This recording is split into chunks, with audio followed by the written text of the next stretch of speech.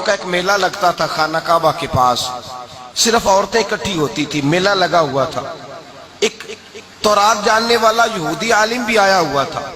وہ بیویوں کے مجمع پہ نظر ڈال کے کہنے لگا، بیویوں، مرد کا کام تو کوئی نہیں عورتوں کے مجمع میں بات کرنا، لیکن میں تمہیں ایک پیغام دینے لگا ہوں۔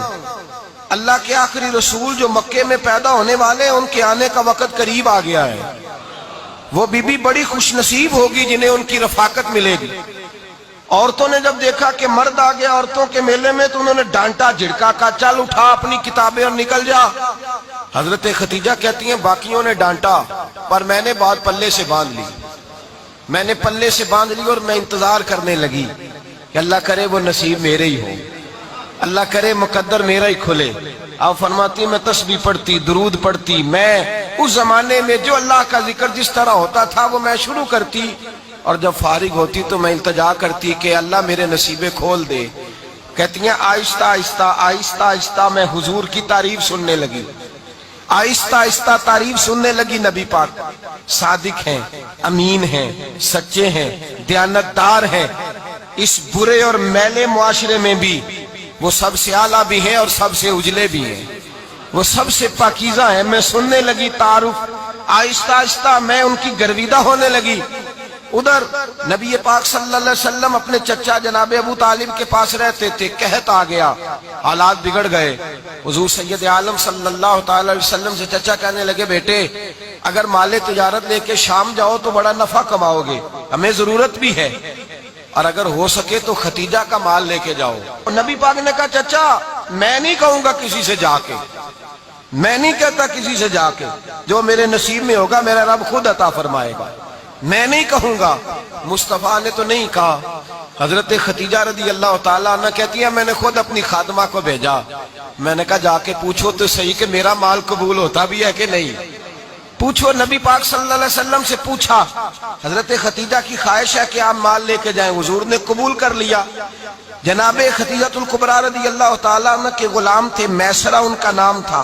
جناب خدیجہ نے ان کو ساتھ بھیجا، فرمایا تین باتیں ارشاد فرمائی۔ ایک تو فرمایا سارا رستہ غور سے دیکھنا میرے نبی کے ساتھ کیا معاملات درپیش ہوتے ہیں، ابھی اعلان نبوت نہیں کیا، فرمایا ذرا غور کرنا، میرے مصطفیٰ کا مطالعہ کرنا اور مجھے واپس آ کے سبق سنانا، وہ جو تم نے چہرہ بددعا کی تلاوت کی ہو ذرا مجھے واپس آ کے سنانا۔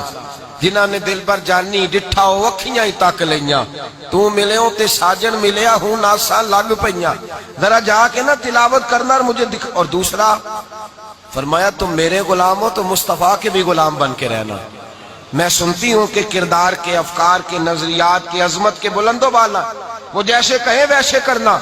اور تیسری حضرت خدیجہ نے نصیحت فرمائی، فرمایا محمد ابن عبداللہ صلی اللہ علیہ وسلم کی رائے سے اختلاف نہ کرنا، یہ چلتے ہوئے معاہدہ کیا، جو وہ کہہ دے سو کر جانا۔ غلام کہتے ہیں میں ساتھ گیا، باتیں میں نے سن لی، لیکن جب سفر شروع ہوا نا ابھی چند منزلیں طے ہوئی تھی، میں نے کہا خدیجہ آپ نے کیا نصیحت کرنی تھی، ان کے ساتھ جو رہے گا وہ ان کا غلام ہی بن جائے گا، ان کے ساتھ جو رہے گا تو اجے میرا محبوب نہیں ڈٹھا جن ویکھ کے چن شرماوے، جے رکھے ہاتھ پھلاں وچ ہاتھ نال پھلا رل جاوے، تے ادھی راتی چن چڑھ جاندے جدوں جلوہ فرماوے۔ مایا جو بھی ساتھ رہتا غلام ہو جاتا۔ میسرہ کہتے میں گیا، تجارت شروع ہوئی۔ کہتے ہیں نبی پاک صلی اللہ علیہ وسلم جب منڈی میں پہنچے تو لوگ قسمیں اٹھا اٹھا کے مال بیچ رہے تھے۔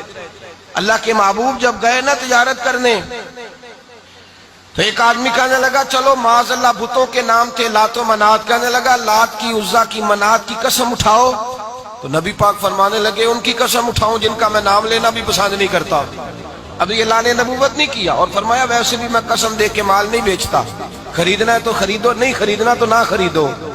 کہتے ہیں لوگ قسمیں اٹھا اٹھا کے پیچھے جاتے تھے، پر میرے نبی جس سے رخ پھیرتے تھے وہ نبی پاک کے پیچھے ہو جاتا تھا۔ ماتے کئی گنا زیادہ نفع کمایا۔ ہم رستے میں تھے، حضور ایک درخت کے نیچے آرام کرنے لگے، ایک عیسائی راہب غار میں بیٹھا تھا، نکل کے آ گیا، مجھ سے کہنے لگا مجھے وہ جانتا تھا، میں سنا یہ کس کو ساتھ لائے گا، یہ کون ہے؟ میں نے کہا اہل قریش کے ایک معزز آدمی ہے۔ کہنے لگے یار جس درخت کے نیچے یہ لیٹے ہوئے ہیں یہاں عام آدمی نہیں لیٹ سکتا، یہاں وہی لیٹے گا جو اللہ کا سچا رسول ہوگا۔